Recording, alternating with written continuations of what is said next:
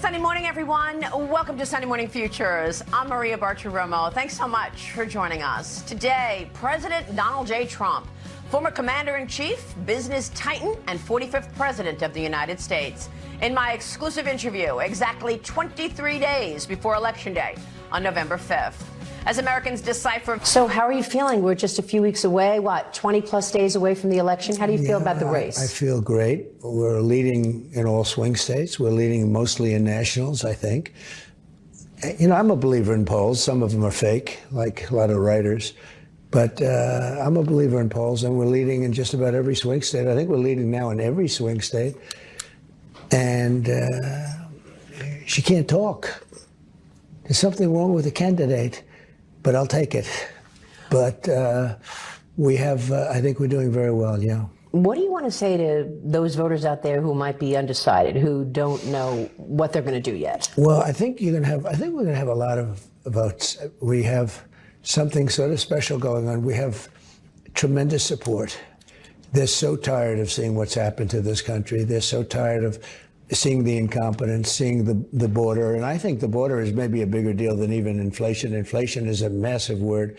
The bad economy is massive. The inflation made the economy bad. It made it impossible for people. But I almost think that when they see millions of people coming into our country, 13,099 murderers, many of them murdered more than one person. When they see that, I actually think I think the border is a bigger issue than even the economy. Those are the two big issues. It's had such an impact, the open border. And the other issue that's really big, I think, is how badly they've done with North Carolina, parts of Georgia. When you look at what's happened, and Florida, we'll see what's happening there. I think we got a little bit lucky in the sense that it was bad, but it wasn't as bad as they thought.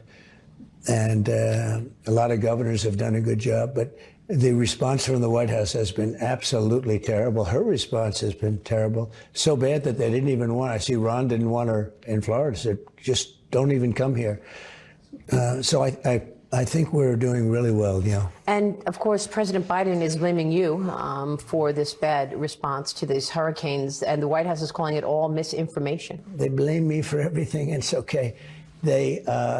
When you look at our numbers, when you look at our economy, when you look at our job numbers, every single chart that you put up, we beat them by numbers that nobody's ever seen. We had the best economy in history. We had the best job numbers in history, and we had the best border in history. We rebuilt the military, and then he gave away a lot of it to the Afghans. If he gave it to, the Taliban, I think in the most embarrassing moment in the history of our country. And then when you think about it, I think Putin really just said, hey, this is a good time because these people are incompetent. Putin would never have gone into Ukraine. October 7th would have never happened. And you know what else? Inflation wouldn't have happened. Do you believe that they used money from FEMA and gave it to the illegal immigrants? Because the White House is saying that that was misinformation as well. No, it came out from there, and everybody knew it, and it was released from them. Then all of a sudden, a week later, they come out with a different scenario. And they have so many different pots of money. They just, it just melds. Nobody knows it. Nobody has any idea. That group has no idea what's happening. Look, it's the worst president and the worst vice president in the history of our country. They're horrible. And he can't stand her for one simple reason. She overthrew him. But she didn't do it. The party did. Call it the deep state, whatever it is, but the party did it. And it was really a coup. And he is a very angry guy. And actually, I think he looks better now because now we're comparing him to her. And for the first time, he looks a little bit better. But he's a very angry guy. Look, he got 14, I'm not a fan, but he got 14 million votes. She got no votes. She never made it to Iowa. She was the first one out of 22 people running. She was the first one to drop out. We seem to be up in the swing states in every one of them. And it doesn't matter. Look, I've worked 32 days in a row. And we have another 25, and I intend to work every one of them. I'm not going to take days off. Let's take a little vacation, everybody, right? We're running to save our country, so we're not going to be taking any vacation. We had such a day a little while ago in Butler. You saw that we had 101,000 people show up. 101,000 people. A tribute to Corey, the firefighter, and a tribute to a lot of things.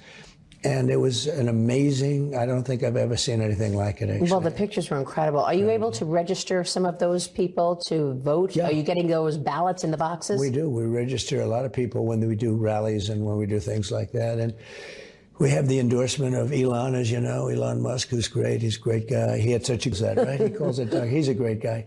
But he's given us a really powerful endorsement. He's out campaigning in Pennsylvania today. He's actually campaigning because he says if we don't win, we're not going to have a country. He said this will be the last election if Donald Trump doesn't win. He's very worried about freedom of speech, censorship. Yeah. Is there anything you can do about that? Well, I think that we just have to win. The only thing you can do is to win. No, these are bad people. And they're surrounded by very bad people. I think they're surrounded by much worse people than they are. Joe didn't really know too much about where he was, and Kamala's worse than him. Joe is much more competent than her. Gallup polling says only 57% of Americans are very or somewhat confident that their votes this year will be accurately cast and counted. Well, probably The right. percentage who say they are not at all confident in the vote is now 19%. It was 6% in 2008. I don't feel confident. When you have mail-in voting, Jimmy Carter had a commission on it. Nobody does mail-in voting. Now, you look at other countries, France, people, I think they're surrounded by much worse people than they are.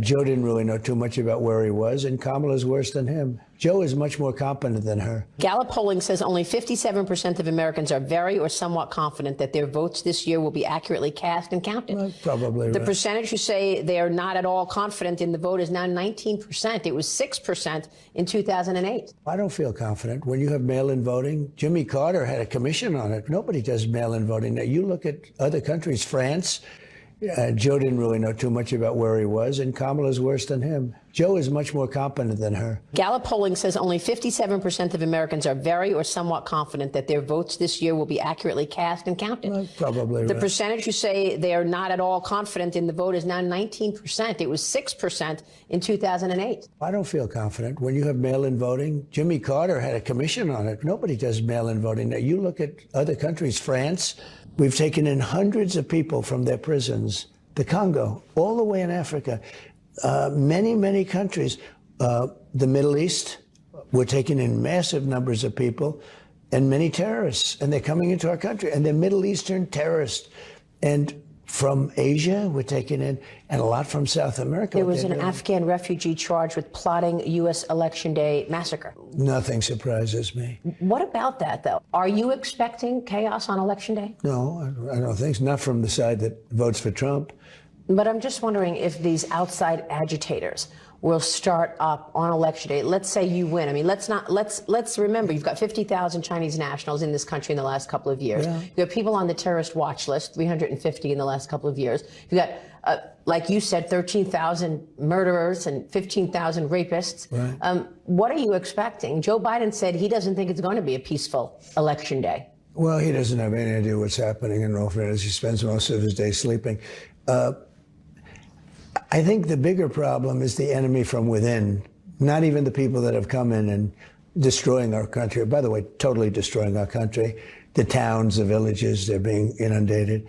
But I don't think they're the problem in terms of Election Day. I think the bigger problem are the people from within. We have some very bad people. We have some sick people, radical left lunatics.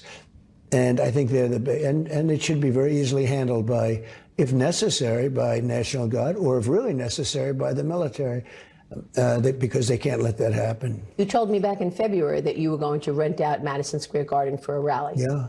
And now you're going to do it at the end of October.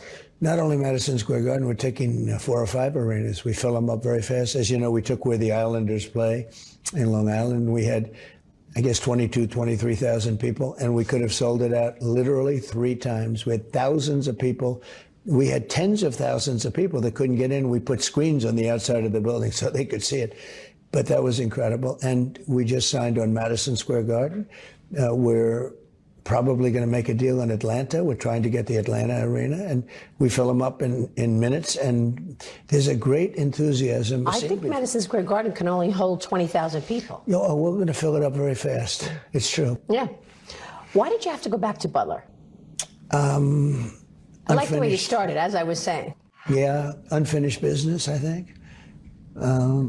I wasn't sure if I should start it that way, but I guess that was a good thing. And it was beautiful, too, because the audience understood it immediately. Then we had a moment of silence And then we had the Great Bells of Notre Dame. We have the taping of the Great Bells of Notre Dame. You heard the bells going? And there are no bells like that in the village. So we had the Great Bells. And then we had Christopher, a great opera singer, and he sang Ave Maria. And I was looking at this massive audience, and half of the people were crying. I mean, it was incredible. Everybody, I mean, the place was going wild.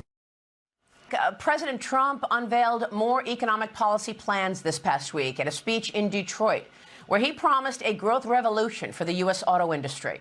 I spoke with him afterwards, where he explained his plans to make interest on car loans tax deductible, as well as his plans to renegotiate his signature trade deal, USMCA.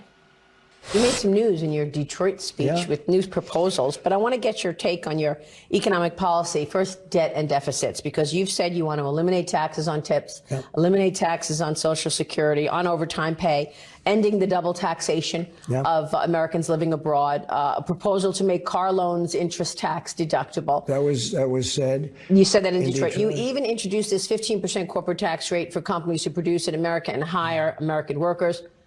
But how will you pay for it? The Committee for a Responsible Budget says your plans will increase the debt by $7.5 trillion. But they don't know. The Wall Street Journal said that your plans will increase the debt and deficits more than Kamala Harris's. If I do this, you're going to have car companies coming back to the country because of the taxes and the tariffs. The tariffs will protect them when they come in. So they will protect from other companies coming in, because if the other companies don't come in, they're going to have to pay massive tariffs. And that's it.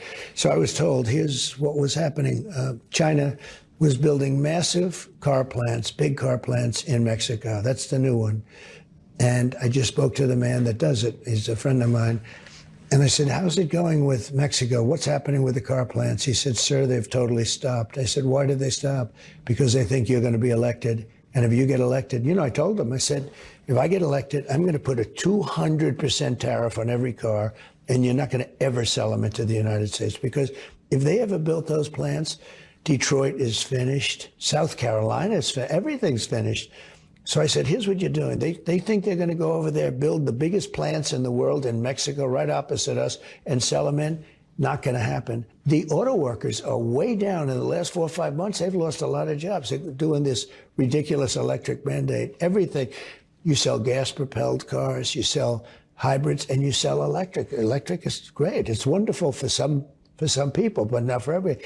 They have it mandated that all cars will be electric. It's a crazy. They don't go far enough. And as soon as I started talking about what I'm going to do, they stopped building all of the plants in Mexico. I said I was going to put tariffs. To me, tariffs are a very beautiful word. It's a word that's going to make our country rich again. Without tariffs, we have a busted country. We owe $35 trillion. But what about the criticism, and the Journal has done this as well, that if you do put something like a 200% tariff on a product, that it's only going to mean higher prices for consumers? It's not. No, it doesn't mean that. It's got to be passed on somehow. No, Ray. All I'm doing is saying, I'll put 200 or 500. I don't care. I'll put a number where they can't sell one car into the United. I don't want them to sell the car, because I don't want them hurting our car companies. We're going to have a lot of companies moving into the United States. When I use 200, I'm using it as a number. I don't want their car. They will not be able to sell cars. I'm not going to let them build a factory right across the border and sell millions of cars into the United States and destroy Detroit further. You know, we lost over the years 70% of our car. We're going to bring back those companies, and I'll tell you what, they're going to come back in spades, and they're going to come back fast, and they'll go to Michigan, and they'll go to South Carolina, they'll go all over. They'll go to different places. Tennessee is very big, but we're not going to let them sell cars from a nice new factory owned by China, located in Mexico. So your thinking is the threat of a 200% tariff will stop them from taking the car. So you won't actually have to do it, so you're not going to actually push prices higher. I never, until now, I said 200. I'm using that just as a figure. But you say 200 a lot. Oh, I'll say 100, 200, I'll say 500. I don't care. They're not going to bring cars into this country from Mexico and destroy what car companies we have left. But much more than that, I'm going to protect when a company comes to the United States. We're going to have a lot of companies come in because of all of the other things we can do. And remember, we have the real market. We have the golden market. We have the money. But if we keep running like we are for the last 3 or 4 years, we're going to lose all of that. We're going to also lose the sanctity of the dollar. People aren't going to rely on the dollar. And they're going to do that. They're going to all come back. And if they don't rely on the dollar, then I'm not going to let them sell into the United States. I'm going to tell them, look, if you're not going to rely on us as the currency of choice, then you are not going to be able to do business in the United States. You know what they're going to say? I love the dollar very much, every single one of them, because we are losing that. You know, China is trying to take that away from us. And I'll say, by the way, I'll say the same thing to China. Like I put a 27.5% tariff on cars from China. So they haven't been able to pillage our country and close up our factories and lose our jobs. Otherwise, they'd be selling cars in here like hotcakes. And if you take a look at what they're doing to Europe, China is destroying the automobile business of Europe.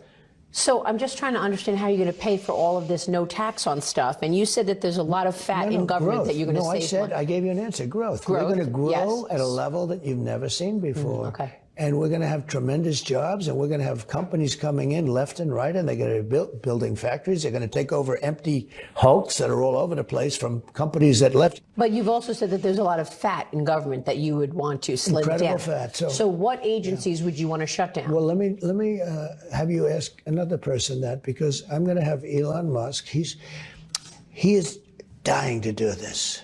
You know, he's a great business guy, actually. You think of him for science and rockets, and every time I think he's telling me about a new screw that was developed, he's developed a new screw. Screws are difficult, and it's made out of titanium, and it's so exciting. But you know what? He's a great business guy, and he's a great cost cutter. You've seen that. And he said, I could cut costs without affecting anybody. So he will be in the cabinet? Not in the cabinet. He doesn't want to be in the cabinet. He just wants to be in charge of cost cutting. We'll have a new position, Secretary of Cost Cutting, okay? Elon wants to do that. And we have incredible people. He's running a big business. You know, he can't just say, oh, I think I'll go into the cabinet. You know, other people can. He can't. But Elon's a little bit different in that sense. And besides that, I want him to send the rocket up to Mars. He said, he's made me a promise he'll get to Mars before the end of my administration, which will be long before, hopefully, China or Russia. I created a Space Force. First time that's been done since the Air Force. Air Force was the last, was 81 years ago. And I did Space Force. And when Biden heard, oh, he left, he thought it was so funny, he didn't understand. And we tried to end it, and the military went down on him. You wouldn't believe it. It's now going to be one of our most important things. We were getting killed in space by China and by Russia. You said in your Detroit speech that you want to renegotiate your USMCA deal with Canada and Mexico. Yeah. But doesn't that undermine the deal that you put together? No, because I put together a deal that gives me the right to renegotiate, because these are very smart people. Why do you want to renegotiate it? Because I want to make it a much better deal. I want to take advantage now of the car industry. Which lets me do that. So I put a clause in. The hardest clause I had with them was, I want to be able to see how it's working, and I want to renegotiate. No way, we want it, you know. I said, that's the way it is. Either you do that, or I'm not going to make a deal, and I don't mind. I didn't mind not making a deal, by the way. The problem we had is NAFTA. We had to get rid of it. It had to get out. It was the worst deal. Do you know when they signed NAFTA many years ago, they made typos and they made mistakes in the agreement that normally you would just sit back and change the following day? Nobody went back to change it. And it was things like numbers, you know, they put wrong numbers in. They didn't really put wrong. The other people made them put wrong numbers. You know, they put wrong numbers in. And nobody changed it for 30 years. So what about USMCA? What do you want to renegotiate? There are always things that you can do better. I got a clause that gives me the right to renegotiate it.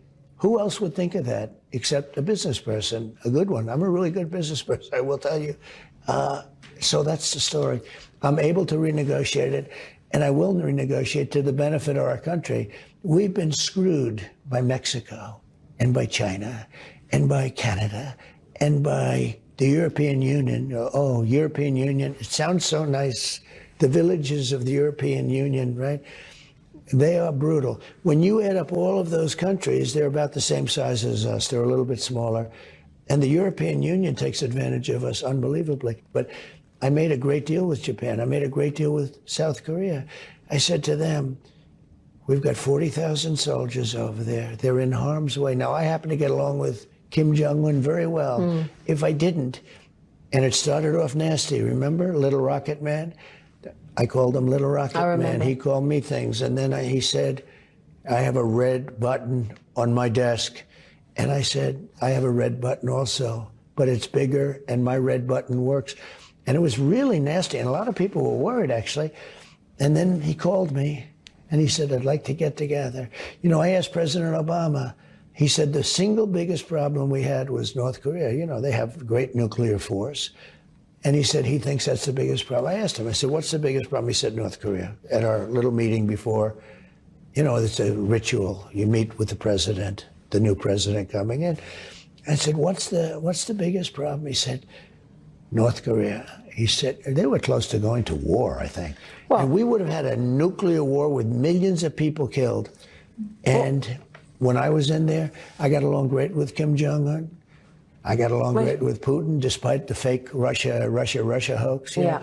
Well, you're talking about nuclear facilities now with regard to Israel. And, you know, you said that you think that Israel should, in fact, hit Iran's nuclear facilities. Isn't this dangerous to be talking about impacting you don't nuclear facilities? You can't let them have a nuclear weapon. Here's the story. When I left, Iran was broke. I said to China, you can't buy oil, and if you buy 1 barrel of oil, I'm not doing any business with you in the U.S. You're shut out. We're going to go cold turkey, which a lot of people say, let's do that anyway. And I said, in addition to that, anything that gets through is going to have 100% tariff. And Japan and others and China said, we'll pass. And Iran was doing almost zero business. And they were broke and ready to make a deal. Now they have $300 billion. He took all the sanctions off, and they're the ones that are sponsoring all the terror. He took all the sanctions off, took everything off, and it's too bad. I want him to be... Well, if you get back in, are you going to go back to maximum pressure on Iran? I can't tell you that, and I'll tell you why. I think it's so bad to tell a broadcaster, and you're a good one, a journalist, I don't want to say what I'm going to do in a negotiation, because you can't negotiate that way. I thought it was odd that today President Biden said that he spoke with Israeli Prime Minister Benjamin Netanyahu for the first time in 7 weeks or something. Pathetic. They've been at war for over a year. And he hasn't spoken with him in 7 weeks. When was the last time you've spoken with Netanyahu? Like 2 days ago. And he came to my house in Florida, Mar-a-Lago, with his wife, was lovely. But he came to Mar-a-Lago. He came to, I guess he was I saw the visit. At the White House, maybe the UN. Is there anything you could share with us in terms of that, the Israel-Iran conflict? What would you do to end the war on Israel? I could tell you that Bibi has been very strong. He is not listening to Biden. It sounds like he stopped sharing information with the U.S. Look, Biden is the one that came up with the Afghanistan plan. Take the soldiers out first and leave all that weakness. Leave Bagram behind. Bagram's one of the biggest air bases in the world. We built it for billions and billions of dollars many years ago. It's 1 hour away from where China makes its nuclear weapons, and he gave it up. He's a fool. And we can't have another fool as a president. Biden is smarter than she is. We can't have this for another 4 years. We're not going to have a country left. Do you have a message for the people who are trying to come to America legally and they're still waiting? It's so sad. It's so sad. You have people that have been waiting for 11 and 12 years, and then you have other people that just walk through and everybody wants to give them amnesty. But the bigger problem is this: so many of those people are criminals. We're a laughing stock all over the world. They are opening up their jails, and they're opening up, they're taking MS-13s off the street. I took them out by the thousands. ICE. We love ICE. I love ICE. They fight. They know how to fight. They like to fight. But they love our country. And you put them into what they call a rat pack of MS-13, probably the worst gangs in the world. They use knives because it hurts people more. You put them into that, And it's a rough deal. But there are people who are coming here legally and they're waiting for years to get their citizenship. So do you have a message for those people? Yeah, stay there, because we want people to come in. Just so you understand, I want people to come in, but they have to come in legally. That's going to be stepped up. You know, we need more people, especially when these companies are coming in. We're going to have companies, but they have to come in with love for the country, and they have to come in with some competence. Okay, think of this. What you just said is so important. He just said, not only did he ban identification, voter identification, he said it's illegal for you to even ask somebody for voter identification. Think of that. You know, the Democratic convention, when they had their last convention, I saw the cards, you know, the passes that the people get. They have a massive picture of themselves from the side, from the front, like almost a prison picture. They have all sorts of numbers. They have Social Security. They have everything on it. But for voting, they say you cannot. It seems like the union workers agree with you. Why do you think the workers are with you, but the union bosses, some of the union bosses are not? The bosses are with me too, but it's very hard for them after 50 years of voting Democrat automatically to go. I think, okay, look, I got the popular vote in the Teamsters by a landslide, you know that. Sean O'Brien's the head of the Teamsters. He's a fantastic man. I don't want to put him in a bad position, frankly. You know, he's in a little bit of a bad position because the people that voted for me are, you know, it's very substantial, like over 60%. And they said, wait a minute, you know, why aren't you doing this? But I have a lot of respect for him. He's a great guy. Sean Fain of the auto workers, I win the auto workers in a landslide. What he's done with this electric mandate is he's going to put his auto workers out of business. They would go with me. I think I have every union, every non-union worker, because they know that two things. I'm going to protect them, both militarily and with the police. We're going to allow the police to start doing their job. When 500 guys run into a department store to rob it and take the whole place and strip it and walk out with refrigerators and air conditioners, I mean, they're carrying refrigerators out, and the police are standing there. You know, they're shaking. They're so angry, right? They want to do their job. They're not allowed to. They say, if you do your job, we're going to take away your pension, your house, your car. You're going to lose your wife or husband. It's so unfair, and they want to do their job. And the other one, Border Patrol. I love the Border Patrol guys. They're great. They want to do their job so badly, but they're not allowed to. You know, Border Patrol endorsed me. Do you know that I believe every single police force in the sheriffs, the fraternal order. I got the other day, 400,000 policemen endorsed me. I think every policeman in the country endorsed me. I'm not sure that they have one police person because she's terrible. You know, she was involved with defund the police. Anybody that was involved with defund the police has no right to be the president of the United States. How are you going to guard against the bureaucrats undermining you? Well, they're going to undermine. Well, I always say, so we have two enemies. We have the outside enemy, and then we have the enemy from within. And the enemy from within, in my opinion, is more dangerous than China, Russia, and all these countries, because if you have a smart president, he can handle them pretty easily. I got along great with all of them. I handled them. But the thing that's tougher to handle are these lunatics that we have inside, like Adam Shifty Schiff. Think of this guy's going to be a senator. He's running against a guy that doesn't understand politics at all, Garvey. But he was a good baseball player. But he doesn't understand politics at all. Adam Shifty Schiff, who's a total sleazebag, is going to become a senator. But I call him the enemy from within. When you look at the danger he put our country in, potentially with Russia, with a phony made-up deal that he made up with Hillary and some bad people, you know, that started off as an excuse for why she lost an election that a lot of people thought she should have won, because the polls indicated she might win, and then she got beaten everywhere, virtually.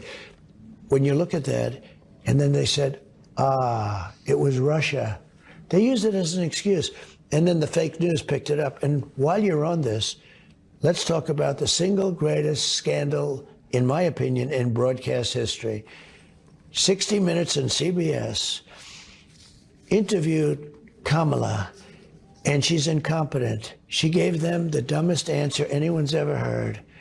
So they took that answer out, threw it, or the whole answer they threw out, and they took another answer that she gave to a totally different question and inserted it. And supposedly they did this a number of times, and they got caught. 60 Minutes, and CBS should lose their license for that.